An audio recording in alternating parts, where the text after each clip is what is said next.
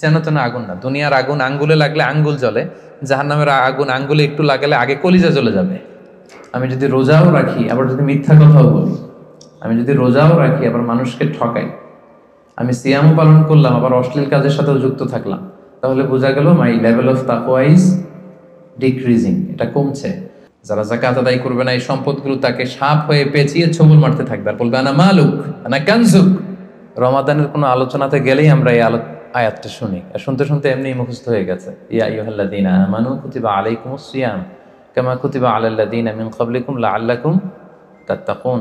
আল্লাহ তাআলা ইরশাদ করছেন, ওহে বিশ্বাসীরা, তোমাদের উপর সিয়ামকে ফার্জ করা হয়েছে যেমনি তোমাদের পূর্ববর্তীদের উপরও ফার্জ করা হয়েছিল, যাতে করে তোমরা মুত্তাকি হতে পারো, আল্লাহ সচেতন হতে পারো। তাহলে বোঝা গেল এই যে এক মাস ব্যাপী যে আমরা সিয়াম পালন করছি, এটা শুধু আমাদের উপরই ফার্জ না, আমাদের আগেও যে সমস্ত জাতিগোষ্ঠী এসেছিল তাদের উপর আল্লাহ তাআলা ফরজ করেছিলেন। আর এটার উদ্দেশ্য কি? প্রাইম অবজেক্টিভ হচ্ছে লাআল্লাকুম তাত্তাকুন। আমার সাথে সাথে একটু পড়েন, লাআল্লাকুম তাত্তাকুন, যাতে করে তোমরা আল্লাহ সচেতন হতে পারো। মানে আল্লাহর ভয়টা এটা যেন তোমাদের মধ্যে ডেভেলপ করে, এটা যেন ইনক্রিজ করে, এটা যেন ইমপ্রুভ করে, এটা হচ্ছে সিয়ামের প্রাইম অবজেক্টিভ। তো এজন্য এই যে পুরো মাসব্যাপী যে আমরা রোজা রাখছি, আমাদের কিন্তু সবসময় এটা খেয়াল করতে হবে যে আমাদের এই যে গড কনসিয়াসনেস, আল্লাহ সচেতনতা বা আল্লাহর ভয়, এটা বাড়ছে কিনা। Is it increasing or decreasing? এটা কি বাড়ছে না কমছে? যদি আপনি ফিল করেন যে না, আল্লাহ সচেতনতা এই অ্যাট্রিবিউটটা আমার মধ্যে বাড়ছে, তার মানে আপনার সিয়াম ফলপ্রসূ হচ্ছে। আর যদি ফিল করেন না, আল্লাহ সচেতনতার কোনো ফিলিংস আমার মধ্যে নাই, তাহলে বোঝা গেল যে শুধু না খেয়ে থাকা আর না পান করে থাকাই হচ্ছে, আসলে সিয়ামের যে মূল অবজেক্টিভ সেটা পালন হচ্ছে না। প্রিয় ভাই এবং বোনেরা, দেখেন সিয়াম এমন একটি ইবাদত যেটা আমরা শুধুমাত্র আল্লাহ সন্তুষ্টির জন্য করি, শুধুমাত্র আল্লাহকে দেখাই। এই সিয়ামটা শুধুমাত্র কাকে দেখাই? আল্লাহকে দেখাই। আমরা যে সালাত আদায় করি এটা শুধু আল্লাহকে দেখাই না, অন্যদেরকেও দেখাই। আমি এখন সালাত আদায় করলে আপনারা দেখবেন না? আমি যদি চ্যারিটি করি, দান করি, একজন নিচ্ছে আমি দিচ্ছি, দেখবেন না? দেখবেন। আমি যে হজে যাচ্ছি, প্লেনে চড়ে লাব্বাইক লাব্বাইক করছে, লোকজন দেখে না? দেখে। কিন্তু সিয়াম হচ্ছে কেবলমাত্র একমাত্র এমন একটি ইবাদত যেটা দেখিয়ে করা যায় না। 10 জন লোক যদি এখানে দাঁড়ানো থাকে, আপনাকে যদি আইডেন্টিফাই করতে বলে, বলেন তো এই 10 জনের মধ্যে 5 জন হচ্ছে সিয়াম পালনকারী, মানে রোজা রেখেছে, আর বাকি 5 জন রোজা রাখেন। এবার আপনি খুঁজে বের করেন কোন 5 জন রাখলো আর কোন 5 জন রাখলো না। কে কে বের করতে পারবেন বলেন তো দেখি? কেউ বের করতে পারবেন? বের করা সম্ভব না, কারণ চেহারা দেখে বোঝা যায় না যে কে রোজাদার আর কে বেরোজাদার। তো এই জন্য সিয়ামটা শুধু আল্লাহর জন্য আমরা রাখি, শুধু তিনিই জানেন আমি রোজা রেখেছি কি রাখিনি। ধরেন আমি বাসার ভেতরে ক্ষুধা, আমি যদি হুট করে কিছু খেয়ে ফেলি, খেয়ে আবার মসজিদে নামাজের সময় নামাজে গেলাম, সবাই মনে করবে আমি কি রোজাই রেখেছি, আসলে কি রাখছি? রাখি নাই। আবার আমার প্রচন্ড তৃষ্ণায় গলা কাঠ হয়ে আছে, আমি চাইলে কিন্তু কিছু পান করতে পারি দরজা বন্ধ করে, কেউ দেখছে না, একাকি। তো মানুষের কাছে যে আমি কিন্তু রোজাদারের ভান করতে পারি। তার মানে রোজা হচ্ছে এমন একটি ইবাদত যেটা পৃথিবীর কেউ টের পায় না যে আমি রেখেছি কি রাখিনি, একজন মাত্র টের পায়, তিনি কে? তার মানে সিয়াম পালনের মধ্য দিয়ে এই যে আল্লাহর ভয়টা, আল্লাহ ইজ ওয়াচিং মি, আল্লাহ is observing me, each and everything আমরা যেটা করছি আমাদের এই পার্থিব জগতে সবকিছু আল্লাহ দেখছেন, তিনি মনিটরিং করছেন। এই যে সেন্সটা, এটার নাম হচ্ছে তাকওয়া। এটার নাম কি? তাকওয়া। সো এই যে রোজা পালনের মধ্য দিয়ে আমাকে ফিল করতে হবে যে আমার এই তাকওয়াটা কি বাড়লো না কমলো। আমি যদি রোজাও রাখি আবার যদি মিথ্যা কথাও বলি, আমি যদি রোজাও রাখি আবার মানুষকে ঠকাই, আমি সিয়ামও পালন করলাম আবার অশ্লীল কাজের সাথেও যুক্ত থাকলাম, তাহলে বোঝা গেল মাই লেভেল অফ তাকওয়া ইজ ডিক্রিজিং, এটা কমছে। সো আমার ফার্স্ট অ্যান্ড ফরমোস্ট রিমাইন্ডার হচ্ছে আজকের এই আলোচনায় যে এই যে সিয়াম আমরা পালন করছি, আমাদের খেয়াল রাখতে হবে যে আমাদের তাকওয়ার লেভেলটা বাড়ছে কিনা, আমরা আমাদের তাকওয়ার লেভেলটাকে ইমপ্রুভ করতে পারছি কিনা।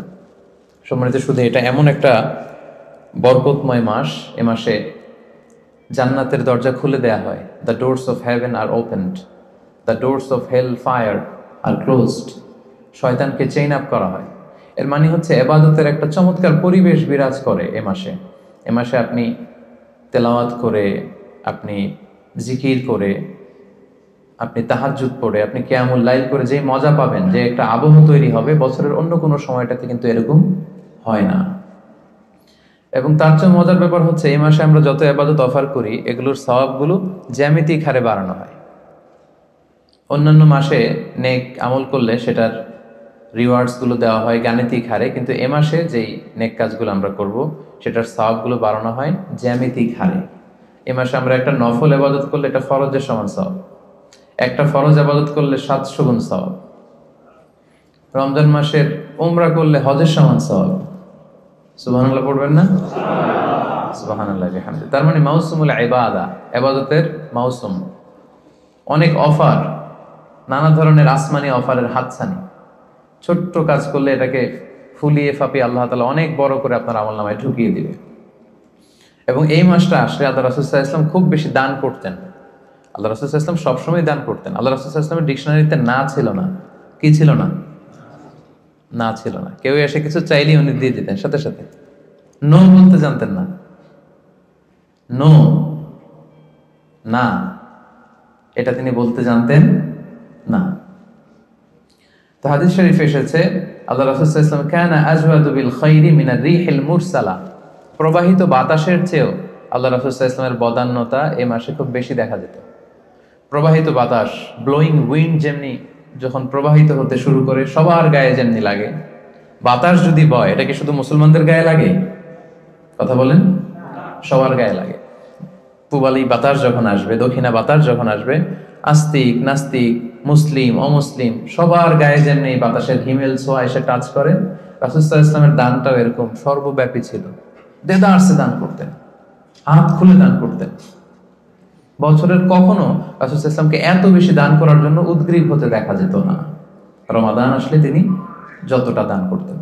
এবং আল্লাহ রাসূল সাল্লাল্লাহু আলাইহি ওয়াসাল্লাম মানুষকে ইফতার শেয়ার করার ব্যাপারে উৎসাহিত করেছেন। তিনি আল্লাহ রাসূল সাল্লাল্লাহু আলাইহি ওয়াসাল্লাম বলেছেন যে সিয়াম পালনকারী কাউকে যদি কেউ ইফতারি করায় তাহলে সে রোজা রেখে যে সওয়াব পেল, আপনি ইফতারি করানোর কারণে ঠিক ওই পরিমাণ সওয়াব পেয়ে যাবেন। যিনি রোজা রেখেছেন তার সওয়াব থেকে কোনো অংশই কমানো হবে না। তো সাহাবারা বললেন, ইয়া রাসূলুল্লাহ, আমাদের তো এত সামর্থ্য নেই যে আমরা মানুষকে ইফতারি করাবো। আল্লাহ রাসূল সাল্লাল্লাহু আলাইহি ওয়াসাল্লাম বললেন যে ওয়ালাউ বিতামরা, একটা খেজুর দিয়েও যদি ইফতারি করো তাহলেও এই সওয়াবটা পাবে। মাসকাতুল লাবান, এক ঢোক দুধ দিয়ে যদি করো, ওয়ালাউ শারবাতু মা, এক ঢোক পানি দিয়েও যদি কোনো রোজাদারের ইফতারি তুমি করাও তাহলে আল্লাহ তাআলা তোমার আমলনামায় এই সওয়াব দিয়ে দিবে। সো আমাদের জন্য এটা হচ্ছে দ্য মান্থ অফ অপরচুনিটি, অনেক বেশি সওয়াব কামানোর, অনেক বেশি রিওয়ার্ডস কামানোর একটা সুযোগ, এবং বিশেষ করে দান করার একটা অফুরন্ত সুযোগ। আপনি খেয়াল করে দেখেন যে আমরা মাঝে মাঝে অফার পেলে জিনিসপত্র খুব কিনি না। ধরেন একটা ব্লেজার আপনার কেনার খুব একটা দরকার নেই, দেখলেন যে 70% অফ। কত পার্সেন্ট? একটাও দরকার নাই, এখন যে 3টা কিনবো, কয়টা কিনবো? কারণ অফ, এখানে সেল দেয়া হচ্ছে, অপরচুনিটি দেয়া হচ্ছে, অফার দেয়া হচ্ছে। তো এই মাসটা হচ্ছে অফারের মাস। আল্লাহ তাআলা সওয়াব দেওয়ার জন্য বসে আছেন, কিন্তু নেয়ার জন্য আমরা প্রস্তুত না। তো সম্মানিত সুধী, এজন্য আমাদের দানের হাতকে প্রশস্ত করার ট্রাই করতে হবে। নানাভাবে এই রমাদানুল মুবারকে আমরা আল্লাহ তাআলার প্রিয় ভাজন হতে পারি অনেকগুলো কাজের মধ্যে দিয়ে। এই স্বল্প সময়ে হয়তো সবগুলো টাচ করা সম্ভব হবে না, এজন্য আমি ভেবেছি দান করার মধ্য দিয়ে কিভাবে আমরা আল্লাহ তাআলার প্রিয় ভাজন হতে পারি, এই ব্যাপারটা আজকে ইফতারের আগ পর্যন্ত আমি একটু টাচ করবার চেষ্টা করবো ইনশাআল্লাহ। ডোনেশন করা আমরা করি না সবাই? আমরা ডোনেশন করি, চ্যারিটি করি, আমরা যাকাত দেই, অথবা আমরা নর্মাল চ্যারিটি করি, নফল দান করি। এই দানটাকে আল্লাহ তাআলা খুব বেশি পছন্দ করেন, অত্যন্ত বেশি ভালোবাসেন। এবং মজার ব্যাপার হচ্ছে যারা দুনিয়াতে বেশি বেশি চ্যারিটি করে, ডোনেশন করে, মানে দান করে, তারা কিয়ামতের দিন নিজের আমলনামা দেখে নিজেই বিশ্বাস করতে পারবে না। তারা নিজের আমলনামা দেখে বলবে, আল্লাহ এত দান তো করি না, আমি দান করেছি ঠিক আছে, কিন্তু এত তো করি নাই, এটা হয়তো অন্য কারো আমলনামা, আমাকে ভুলে দেয়া হয়েছে। আল্লাহ বলবেন না, এটা তোমারই আমলনামা। কামা ইউরাব্বি আহাদুকুম ফুলুবাহু, সহিহ বুখারীর বর্ণনা। আল্লাহ তাআলা বলেন, গরু যারা পালে যখন বাছুর হয়, উট যারা পালে আরব দেশে যখন উটের বাচ্চা হয়, উটের মালিক খুব খুশি হয়, তখন সে বাচ্চাটাকে খাইয়ে দাইয়ে পেলে পুষে বড় করে। আল্লাহ বলেন যে তুমি দান করেছিলে অল্প, কিন্তু এই ছোট্ট দানের সওয়াবটাকে আমি খাইয়ে দাইয়ে পেলে পুষে বড় করে হাত্তা তাকুনা মিসলাল জাবাল, বিশাল উহুদ পাহাড়ের সমান করে তোমার আমলনামায় ঢুকিয়ে দিয়েছি। সুবহানাল্লাহি ওয়া বিহামদিহি। তো ওই সময় যে যদি আপনি বিশাল বিশাল পাহাড়ের সমান সওয়াব দেখেন, আপনি কি সারপ্রাইজ হবেন না? হ্যাঁ, এটা হচ্ছে দ্য বিগেস্ট সারপ্রাইজ। অবাক হয়ে যাবেন আপনি যে দিয়েছিলাম তো 10 রিঙ্গিট, দিয়েছিলাম কত? এখন দেখি যে 10 মিলিয়ন রিঙ্গিট হয়ে গেছে। সুবহানাল্লাহি ওয়া বিহামদিহি। সো এটা হচ্ছে এই অপরচুনিটিগুলো লুফে নেয়ার মাস। আমরা দেয়ার মাধ্যমে আল্লাহ তাআলার প্রিয় ভাজন হতে পারি। আর দিলে কখনো কমে না, দিলে কখনো কমে না। হাদিসে কুদসিতে আল্লাহ বলেন, আনফিক উনফিক আলাইক, ইবনা আদম আনফিক, তুমি দান করো, উনফিক আলাইক, আমি তোমাকে দেব, তুমি দাও তাহলে আমি তোমারে দেব। আমরা অনেক সময় মনে করি যে দিলে চলে যাবে, আসলে আপনি দিলে নতুন জিনিস পাবেন। লেটস সে আমার হাতে ধরেন এই যে ক্রেস্টটা দেয়া হলো, এটা আমি ধরে রাখলাম, তো এই 2 হাত দিয়ে ক্রেস্টটা ধরে রাখা অবস্থায় যদি আপনি আরো বড় কিছু দেন, ওটা নিতে পারবো? কথা বলেন, পারবো? এইটার দিয়ে দিলে কাউরে আর একটা বড় একটা নিতে পারবো, তাই না? আর ওইটা যদি দিয়ে দেয় তখন আরো বড় কিছু নিতে পারবো। সো আপনি দিয়ে দেন, আপনি দেন, আসল দেয়ার মালিক হচ্ছেন আল্লাহ। তিনি দিয়ে একেবারে ভরিয়ে দিবেন আপনার জীবন। এবং আল্লাহ তাআলার দরবারে তার ভান্ডারে কি কোনো ঘাটতি কমতি আছে? হাদিসে কুদসিতে এসেছে, ইবনা আদম লাউ আন্না আউওয়ালাকুম ওয়া আখিরাকুম ওয়া ইনসাকুম ওয়া জিন্নাকুম কামু আলা সাঈদিন ওয়াহিদ, হে বনি আদম, তোমাদের সবাই, পৃথিবীর শুরু থেকে আজ অবধি সবাই মিলে যদি বিশাল ময়দানে দাঁড়িয়ে যার যত ডিজায়ার, ডিমান্ড, কামনা, আকাঙ্ক্ষা আছে চাইতে শুরু করো আমার কাছে, একটার পর একটা চাইতে থাকো, চাইতে থাকো, আর আমি আল্লাহ যদি তোমাদের সবার যার যা লাগবে সবও দিয়ে দেই, আমি আল্লাহর ধনভাণ্ডারের 1 ইঞ্চিও কমবে না, 1 ইঞ্চিও কমবে না। তো এজন্য আমাদের দানের হাতকে বিস্তৃত করা উচিত। দানের উপমা আল্লাহ তাআলা দিয়েছেন, মাসালুল্লাযীনা ইউনফিকুনা আমওয়ালাহুম ফি সাবিলিল্লাহি কামাসালি হাব্বা আমবাতাত সাবআ সানাবিলা ফি কুল্লি সুমবুলাতিন মিআতু হাব্বা ওয়াল্লাহু ইউযাইফু লিমান ইয়াশা ওয়াল্লাহু ওয়াসিউন আলিম। দানের দৃষ্টান্ত হচ্ছে শস্য বীজের মতো, চারা বীজের মতো। যে চারা বীজ মাটিতে আপনি গেড়ে দিলেন, সেখান থেকে বেরোলো 7টা শীষ, আর প্রতিটি শীষে বেরোলো শত শস্য দানা। সুবহানাল্লাহ। তার মানে 1 টাকা দান করলেন, এখান থেকে হয়ে গেল 700। এখান থেকে কি মানে কত চমৎকার মেটাফরিক্যাল একটা উপমা বা উদাহরণ, যে দানের উপমা, এই যে আমরা আল্লাহর ফি সাবিলিল্লাহ দেই, হ্যাঁ, মানুষকে যে দান করি, এটার উপমা হচ্ছে একটা বীজের মতো। বীজ রোপণ করে দিলে 7টা শীষ গজালো, প্রতি শীষে শত শস্য দানা। 7 গুণ শততে কত হয়? 700। এভাবে আল্লাহ বাড়াতে থাকেন, শুধু বাড়াতেই থাকেন। তো এজন্য এই রমাদানে আমাদের দানের হাতটাকে একটু বিস্তৃত করা উচিত। আমি গত 2 বছর আগে খুব সম্ভবত এই হলরুমে এসেছিলাম, এনটিভি ভিউয়ার্স ফোরামের একটা প্রোগ্রামেই। তো এসে দেখেছি আলহামদুলিল্লাহ এখানে যারা ইনভাইটেড গেস্ট, এরা বেশ সচ্ছল লোকজন, মানে বিজনেস ম্যাগনেট টাইপের আর কি, খুব পয়সাওয়ালা লোকজন, ব্যবসায়ী, হয়তো বড় ব্যবসায়ী, সিআইপি ভিআইপি টাইপের হবেন। কুয়ালালামপুরের যারা ধনী লোকজন, তাদেরকে দেখেছিলাম সে বছর ইনভাইট করেছিল। তো আমি আজকে আসার আগে মনে মনে ভাবলাম আজকে হয়তো তাই ঘটবে, অনেক ব্যবসায়ীদের সাথে দেখা হবে। তো ওনাদের জন্য সবচেয়ে চমৎকার ওয়াজ হবে এই ডোনেশনের ওয়াজ। কি বলেন? দান করার ব্যাপারে যদি ওনাদেরকে উদ্বুদ্ধ করি, কাজে লাগবে। লেটস সে রিক্সাওয়ালাদের একটা ফোরামে আমি গেলাম, ওখানে যেয়ে যদি আমি দানের ওয়াজ শুরু করি, কোনো কাজ হবে? ওনারা বুঝতে পারবে আর হ্যাঁ হ্যাঁ করতে পারবে, কিন্তু দিতে পারবে নাকি? দিতে পারবে না আপনারা, তাই না? তো এই জন্য আমি ভেবেছি যে অল্প কয়েক মিনিট দানের ব্যাপারে আমাদের অনেক মিসকনসেপশন থাকে। কিভাবে দানটা করব, কোথায় দান করব, ডোনেশনের সিস্টেমটা কি, কীভাবে চ্যারিটি করতে হয়, আমি অল্প কয়েক মিনিটে সেটা বলার চেষ্টা করব। সাদাকায়নের কিছু ইসলামী দৃষ্টিভঙ্গি আছে, সিস্টেম আছে। এই সিস্টেমগুলো ফলো করে যদি আপনি দান করেন, আপনার এটার প্রোডাক্টিভিটি অনেক হাই হবে। মানে আপনি অল্প দিলেও এটার সওয়াব হয়ে যাবে অনেক বেশি। তো এরকম 10টা পয়েন্টসে আমি 10-15 মিনিটে শেষ করবার চেষ্টা করবো ইনশাআল্লাহ। এই যে আমরা দান করব, দানের ক্ষেত্রে সর্বপ্রথম দৃষ্টিভঙ্গি হচ্ছে আপনার হালাল উপার্জন হতে দান করতে হবে। হালাল উপার্জন থেকে। আপনি হারাম থেকে যদি দান করেন, ওইটা আবার আল্লাহ কবুল করবে না। আসল জায়গায় হাত দিয়ে ফেলছি না? হারাম জায়গা থেকে আপনি বিশাল মাদ্রাসা করে দিলেন, মসজিদ করে দিলেন, হ্যাঁ, লঙ্গরখানা করে দিলেন, এতিমখানা করে দিলেন, আল্লাহর কাছে এটা নাথিং। ইট ডাজন্ট কেয়ার ইট। আল্লাহ এটা কোনো কেয়ারই করে না। হাবা মানসুর, এটা ধুলায় মলিন হয়ে যাবে, একেবারে উড়ে যাবে। এটার কোনো মিজানের পাল্লায় উঠালে এটার কোনো ওজনই হবে না। কিন্তু আপনার হালাল ইনকাম, হালাল উপার্জন থেকে আপনি 10 রিঙ্গিট দিয়েছিলেন, এটার কিয়ামতের দিন কি দেখবেন? বিশাল পাহাড়ের সমান। সো প্রথম কনসেপ্ট হচ্ছে আপনার ইউর ইনকাম শুড বি হালাল। আপনি হালাল উপার্জন থেকে যদি দান করেন সেটা আল্লাহ তাআলা কবুল করেন, হারাম থেকে তিনি কবুল করেন না। কারণ ইন্নাল্লাহা তাইয়্যিব লা ইয়াকবালু ইল্লা তাইয়্যিবা, আল্লাহ তাআলা নিজে হচ্ছেন পবিত্র একটা সত্তা, অপবিত্র কিছু তিনি নেন না।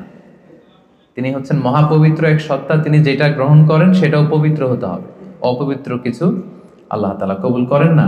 আল্লাহ তাআলা বলছেন ইয়া আইয়ুহাল্লাযীনা আমানু আনফিকু মিন তাইয়্যিবাতি মা কাসাবাতুম, ও হে বিশ্বাসীরা, তোমরা হালাল জিনিস থেকে যেটা উপার্জন করেছো সেটা থেকে দান করো। সেখান থেকে অল্প দান করলেও সেটাকে বিশাল বড় করে আমলনামায় ঢুকাই দিবে কে? আর যদি আপনি হারাম থেকে দান করেন ওইটা কিন্তু আল্লাহ তাআলার কাছে কবুল হবে না। আরেকটা মজার ব্যাপার হচ্ছে, যারা হারাম উপার্জন করে এদের দোয়াও আল্লাহ কবুল করে না। হারাম উপার্জনকারীর দোয়াও আল্লাহ তাআলা কবুল করে না। তাহলে এই যে আমরা দান করব, আপনারা যারা ব্যবসায়ী গ্রুপ আছেন আপনারা তো অনেক দান করেন, আপনারা নিঃসন্দেহে জাকাতও পে করেন অন টাইমে। আমি বিশ্বাস করতে চাই যে এখানে অল আর মানে সবাই জাকাত দেন, জাকাত পে করেন। জাকাত ছাড়াও এমনি নর্মাল চ্যারিটিও আপনারা খুব করেন, এটা আমি বিশ্বাস করি। তারপরে রিমাইন্ডার হিসেবে এগুলো বলা, রিমাইন্ডার। আল্লাহ তাআলা বলছেন ওয়াযাক্কির ফাইন্না যিকরা তানফাউল মুমিনিন, তুমি রিমাইন্ডার দাও, উপদেশ দাও। এই উপদেশগুলো, রিমাইন্ডারগুলো বিশ্বাসীদের অনেক কাজে দেয়, যারা বিশ্বাসী তাদের অনেক কাজে লাগে, এজন্য রিমাইন্ডার হিসেবে বলা। নিঃসন্দেহে আপনারা চ্যারিটি করেন, সাদাকা করেন, তারপরেও রিমাইন্ডার হিসেবে। তাহলে আমাদের আলোচনাটা মনে রাখতে হবে, প্রথম পয়েন্ট হচ্ছে যে হালাল উপার্জন থেকে দান করতে হবে, হারাম থেকে দান করা চলবে না। 2 নম্বর পয়েন্ট হচ্ছে ভালো জিনিসটা আল্লাহর রাস্তায় দান করতে হবে, ভালোটা। আমরা অনেকে যেটা করি সবচেয়ে খারাপটা দান করি। ধরেন ফর এন এক্সাম্পল, আমের বাগান আছে আপনার, তো আপনি ভাবলেন যে কিছু গরিবদেরকে দান করবেন। তো যেটা করে আমাদের দেশে সবচেয়ে পচা যেগুলো, ওইটার একটা বস্তা করে। ওইটা কেন? ওইটা দান করবে উনি। এরপর ধরেন রিক্সা থেকে, আপনি বাংলাদেশের উদাহরণ দেয়, রিক্সা থেকে নামছেন, হঠাৎ একজন ভিক্ষুক ফরিয়া দিয়ে এসে হাত পাতলো। তো এখন আপনি ভালো মানুষ, আপনি দান করেন, দিতে চাচ্ছেন, তো পকেট থেকে টাকা বের করে খুঁজতেছে যে সবচেয়ে পুরাতন নোট কোনটা।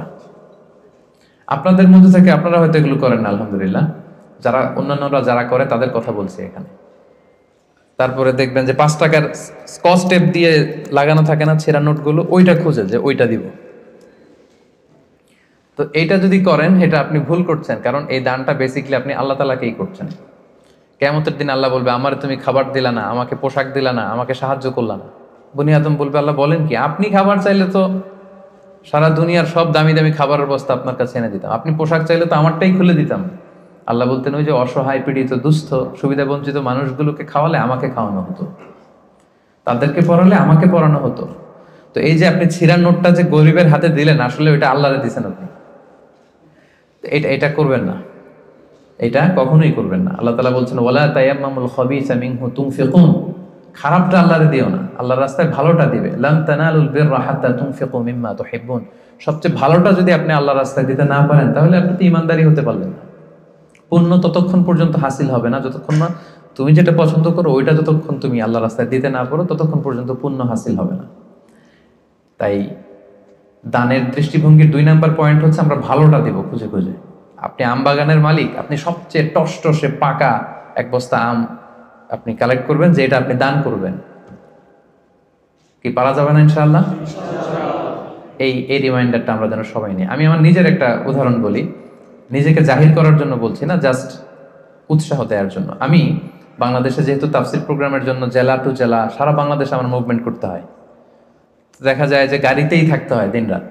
তো আমি একটা অভ্যাস করে নিয়েছিলাম, আমি যেটা করতাম, আমি কচকচে 100 টাকার আর 500 টাকার কিছু নোট আমার এই পকেটে রাখতাম। যদি কখনো গাড়ির সামনে কোনো ফরিয়াদি বা ভিক্ষুক যদি চায় ওদেরকে দেওয়ার জন্য, তো এটা একটা অভ্যেস করে নিয়েছিলাম। 100 টাকার কচকচে নোট আর 500 টাকার কচকচে নোট। এই আয়াত করে আমার এই ফিলিংসটা এসেছে যে না, ভালোটা দিব আমি সবচেয়ে। তো আমার মনে পড়ে মেঘনা টোল প্লাজার এখানে একটা ছোট্ট জ্যাম হয়, তো তখন অনেক খোড়া ল্যাংরা লোকজন এসে এরকম হাত পাতে। তো আমি ওই গ্লাসটাকে এতটুকু নামালাম যতটুকু নামালে আমার টাকাটা শুধু বের করা যায় আর কি, ওইভাবেই দেই যাতে আমাকে দেখা না যায়। তো সামান্য একটু গ্লাসটা নামিয়ে 500 টাকার কচকচে একটা নোট আমি জাস্ট বের করে দিলাম। তো সে পেয়ে তো অবাক, হয়তো ওখানে ওই ছিঁড়া ফাড়া 10 টাকা 5 টাকা নোটগুলোই ওরা পেয়ে অভ্যস্ত। তো 500 টাকার কচকচে নোট যখন পেয়েছে তখন সে এভাবে হাত তুলে দোয়া করতেছে আর হাসি, কি হাসি, ভুবন রাঙানো হাসি। মানে 5 লক্ষ টাকা দিয়ে ওই হাসি আমি কিনতে পারবো না। আমার বাসার পাশে এক মসজিদ, একবার আসরের সালাতে গেলাম, এক অন্ধ লোক সালাম ফেরানোর পরে বলল যে আমি অন্ধ, একটু আমাকে সহায়তা করবেন। একজন ওনাকে হাতে করে মসজিদের বারান্দায় দাঁড় করায় দিল। তো পকেটে হাত দিয়ে দেখি কোনো টাকা নেই। বাসা খুব কাছে, বাসায় চলে গেলাম, আবার ওই 500 টাকার কচকচে একটা নোট নিয়ে আসলো। তো নিয়ে এসে ওনার কাছে হাত ধরে বললাম যে আপনি টাকা ধরলে চেনেন নাকি? বলে হ্যাঁ চিনি। দেখেন তো এটা কত? বলে 500 টাকা। মানে অন্ধদের আল্লাহ এই ক্যাপাসিটিটা দিয়েছে, এরা আপনার ওই 10 টাকা 100 টাকা 500 টাকা ধরে চিনতে পারে। তো আমি বললাম যে এটা সাবধানে রাখেন। তো এটা নিজেকে জাহির করবার জন্য না, জাস্ট প্রসঙ্গক্রমে উৎসাহ দেওয়ার জন্য যে আমরা কিন্তু চাইলে এই অভ্যাসটা করতে পারি। নট নেসেসারি যে 100 টাকার 500 টাকার হতে হবে। ধরেন যে 10 টাকার কচকচে নোট নিয়ে আপনি সবসময় ঘুরলেন এবং এটা প্ল্যান করলেন যে যখন দিব এই চকচকে 5 টাকার নোটটা দিব, কারণ আল্লাহ বলেছেন সবচেয়ে ভালোটা আমার রাস্তায় দাও। তো এই অভ্যেসটাকে আমরা একটু করতে পারবো ইনশাআল্লাহ, ইনশাআল্লাহ। তো এই অভ্যেসটা যেন করি যে সবচেয়ে ভালোটা আমি দিব আল্লাহর রাস্তায়। 3 নাম্বার হচ্ছে প্রয়োজনের অতিরিক্তটা দিবেন, প্রয়োজন অতিরিক্ত। এটা একটা গুরুত্বপূর্ণ ব্যাপার। ইসলাম দেখেন কত ব্যালেন্সড, কত ভারসাম্যপূর্ণ। ইসলাম বলে না যে আপনি সব উজাড় করে দেন, না, আপনি খরচের পরে যেটা আপনার অতিরিক্ত ওইখানে ইসলাম ভাগ বসিয়েছে যে দাও, ওখান থেকে দাও। ইয়াসআলুনাকা মাযা ইউনফিকুন কুলিল আফওয়া। তারা জিজ্ঞেস করে নবী কি দান করব? আল্লাহ বলেন নবী আপনি তাদের বলে দেন অতিরিক্ত যেটা তোমার লাগে না ওইটা দান করো। আল্লাহ রাসূল সাল্লাল্লাহু আলাইহি ওয়াসাল্লাম, ওই যে বলেছিলাম ওনার ডিকশনারিতে কি নাই, ভুলে গেছেন এতক্ষণে? আল্লাহ রাসূল সাল্লাল্লাহু আলাইহি ওয়াসাল্লাম ডিকশনারিতে কি নেই? মানে কেউ চাইলে না বলতে পারতেন না উনি। একবার আল্লাহ রাসূল সাল্লাল্লাহু আলাইহি ওয়াসাল্লামের গায়ে একটা মাত্র জামা, এক ফরিয়াদে এসে বললেন ইয়া রাসূলুল্লাহ আ'তিনি কামিসান, একটা জামা দেন আমাকে। রাসূল সাল্লাল্লাহু আলাইহি ওয়াসাল্লাম গায়েরটাই খুলে দিয়ে দিলেন। সুবহানাল্লাহ পড়বেন না? তো এখন গায়ে যেহেতু জামা নাই, সাহাবারা নানা কাজে এসেছে, উনি বেরও হতে পারেন না, ঘরে বসে আছে। এবার আল্লাহ আয়াত নাযিল করলেন ওয়াল্লাযীনা ইযা আনফাকু লাম ইউসরিফু ওয়া লাম ইয়াকতুরু ওয়া কানা বাইনা যালিকা কাওয়ামা। এর অর্থ হচ্ছে মুমিনের বৈশিষ্ট্য হবে তারা যখন দান করবে তারা ব্যালেন্সড চ্যারিটি করবে, ভারসাম্যপূর্ণ দান, মানে তার প্রয়োজনের অতিরিক্ত যেটা ওইটা দিবে, খুব কৃপণতাও করবে না, আবার দিয়ে একেবারে সব উজাড় করে দিবে না। মানে এই আয়াত দিয়ে আল্লাহ তাআলা বোঝাতে চাইলেন নবীকে যে নবী জামা যদি 2টা থাকতো তো একটা দিতেন, জামা যদি 2টা থাকতো তো একটা পরছেন আর একটা দিয়ে দিতেন, সেটা ঠিক ছিল। বাট ছিলই কয়টা? একটা, ওইটাই যে দিয়ে দিয়েছেন, এখন আপনার হবে কি? সুবহানাল্লাহি ওয়া বিহামদিহি। কি দয়ালু নবী ছিলেন, কি দাতা নবী ছিলেন, কি দানশীল ছিলেন, কি জেনারাস ছিলেন। তো দানের ক্ষেত্রে ইসলামের দৃষ্টিভঙ্গি হচ্ছে ভারসাম্যপূর্ণ দান করতে হবে, সব উজাড় করে দিয়ে দেওয়া যাবে না। আপনার এই যে কষ্টে উপার্জিত সম্পদ, এটা ব্যবহারের সবচেয়ে বেশি হকদার আপনি নিজেই, আপনার ফ্যামিলি। তো আপনাদের খরচ শেষে অতিরিক্ত যেটা থাকবে সেটা আপনি দান করতে পারেন। তাহলে কয়টা পয়েন্ট বললাম? 3টা। আপনাদের মনোযোগ আছে তো নাকি কষ্ট হচ্ছে? এই তো আর কিছুক্ষণ পরে আমরা ইফতারি করবো ইনশাআল্লাহ। 4 নাম্বার পয়েন্ট হচ্ছে দানে শো অফ থাকতে পারবে না, মানে লোক দেখানোর জন্য দান করা যাবে না।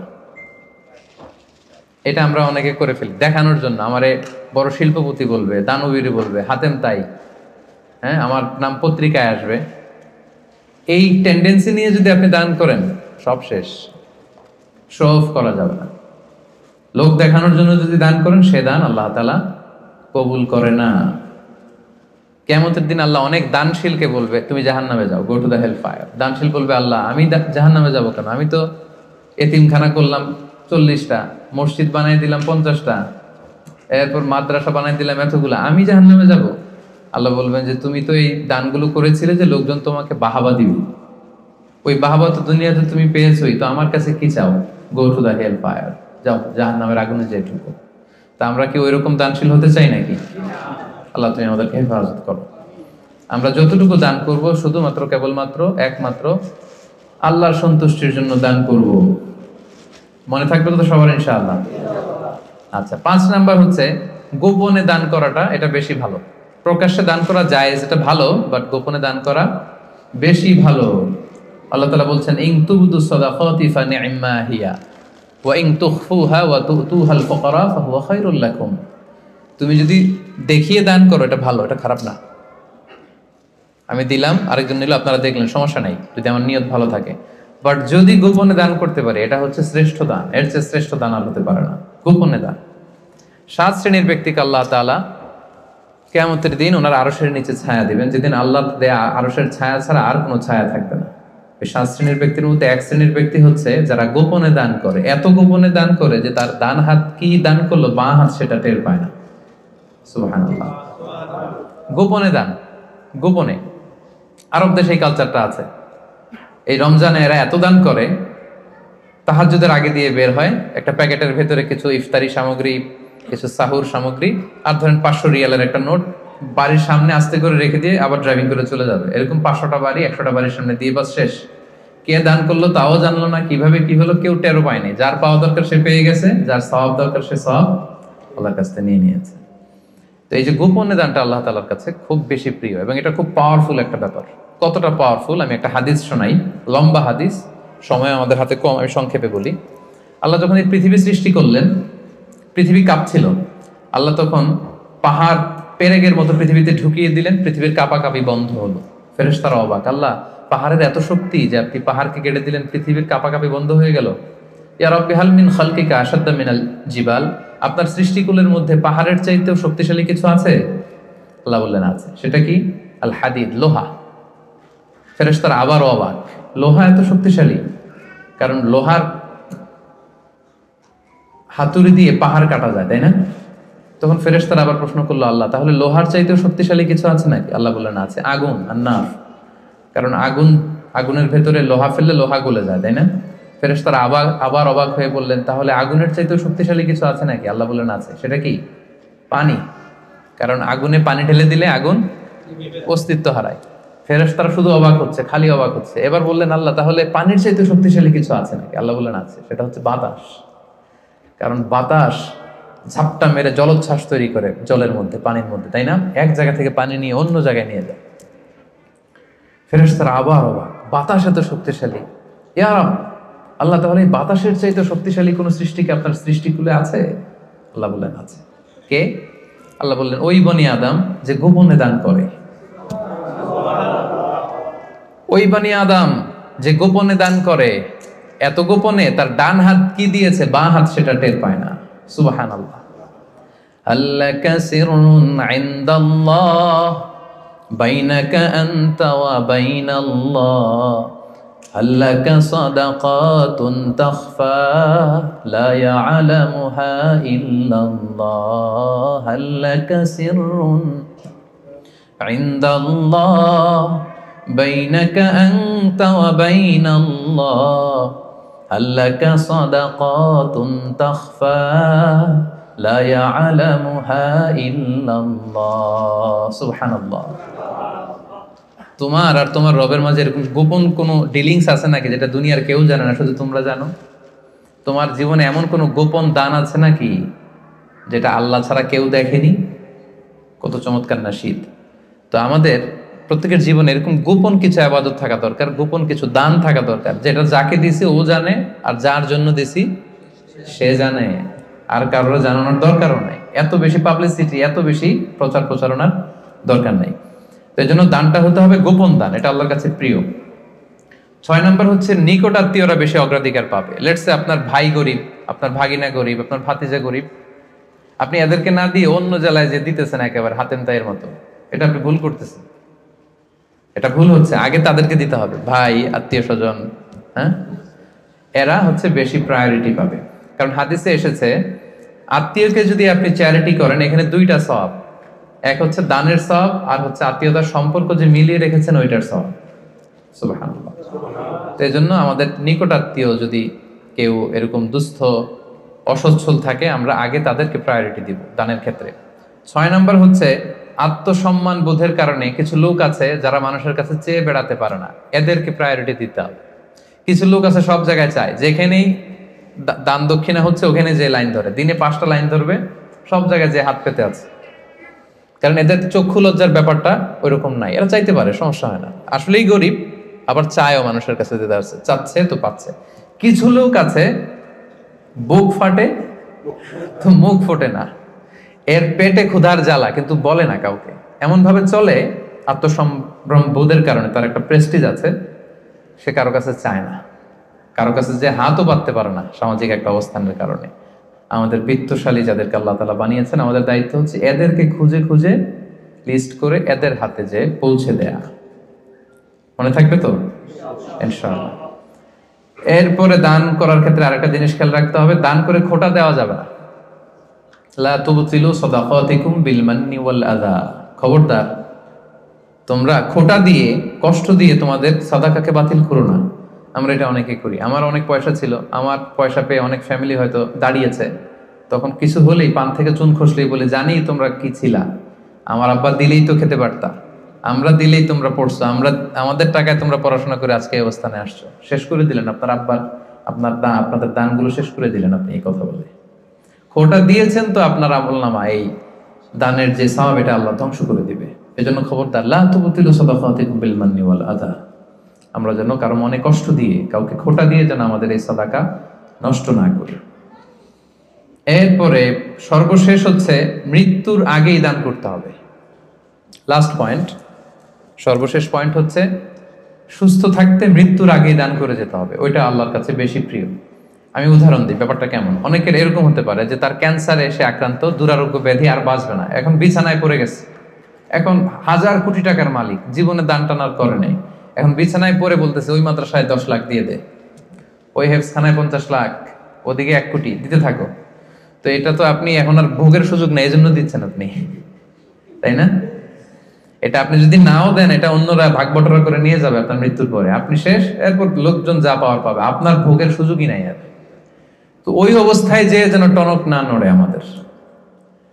আল্লাহ রাসূল সাল্লাল্লাহু আলাইহি ওয়াসাল্লামকে জিজ্ঞেস করা হয়েছে, ইয়া রাসূলুল্লাহ আইয়ু সাদাকাতি আ'যামু আজরা, কোন সাদাকায়, কোন দানে সওয়াব বেশি? রাসূল সাল্লাল্লাহু আলাইহি ওয়াসাল্লাম বললেন, ওয়া আনতা সাদাকা ওয়া আনতা সহিহুন শাহীহ তাখশাল ফাখরা ওয়া তা'মুলুল গানা, এমন অবস্থায় দান করো যখন তুমি সহিহ শাহীহ, তুমি সুস্থ আর এটা উপভোগের সুযোগ আছে। যখন আমরা এখন সবাই সুস্থ না, এখন আমাদের টাকা লাগবে, আমাদের গাড়ি কিনতে হয়, বাড়ি কিনতে হয়, ফ্যামিলি খরচের জন্য দিতে হয়, টাকাটা খুব দরকার এখন আমাদের, এবং এটা খরচ করার সুযোগ আমার আছে।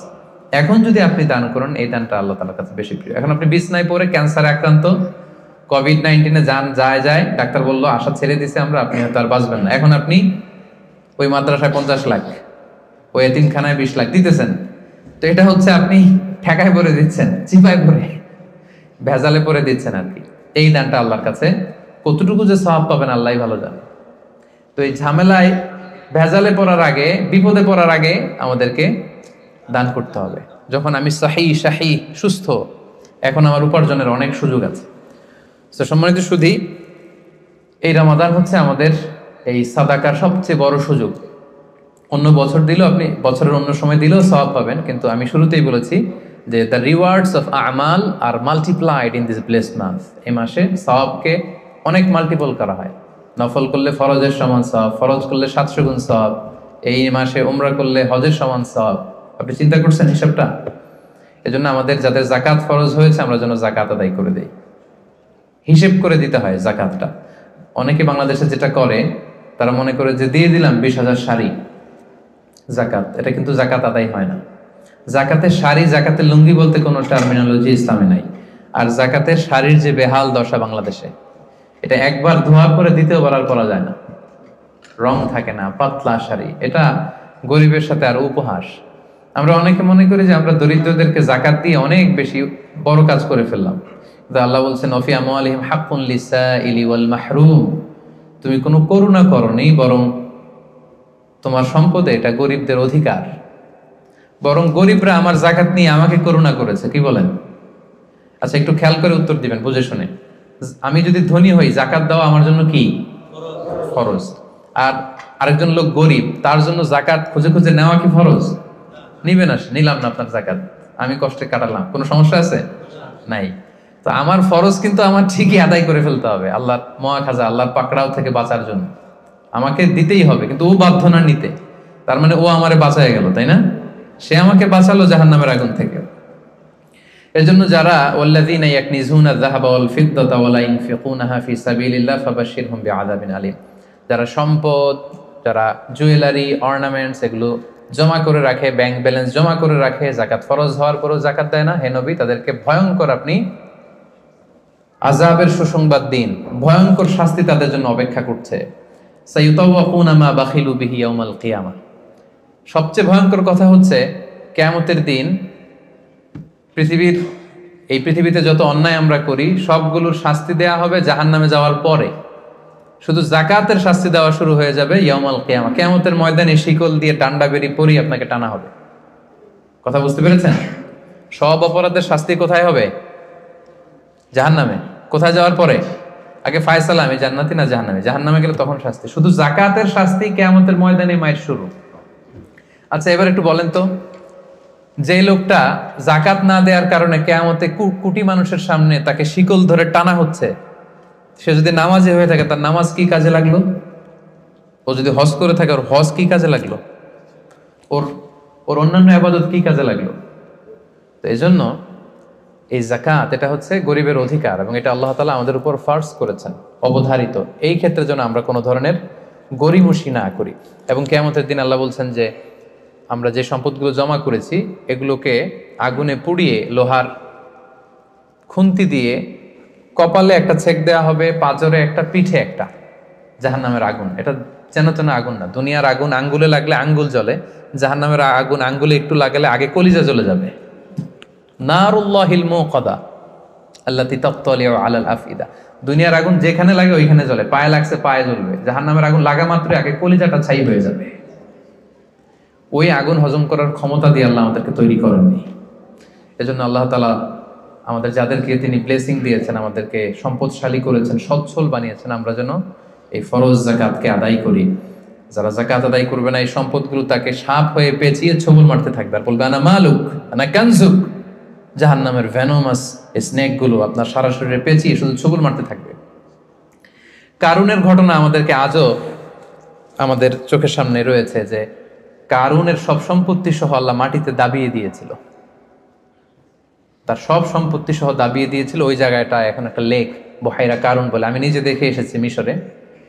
এটা একটা টুরিস্ট স্পট, অনেকে দেখতে যায়। তো আজও কিয়ামত পর্যন্ত 1 বিঘত করে সে মাটির নিচে যাচ্ছে তো যাচ্ছে, যাচ্ছে তো যাচ্ছে।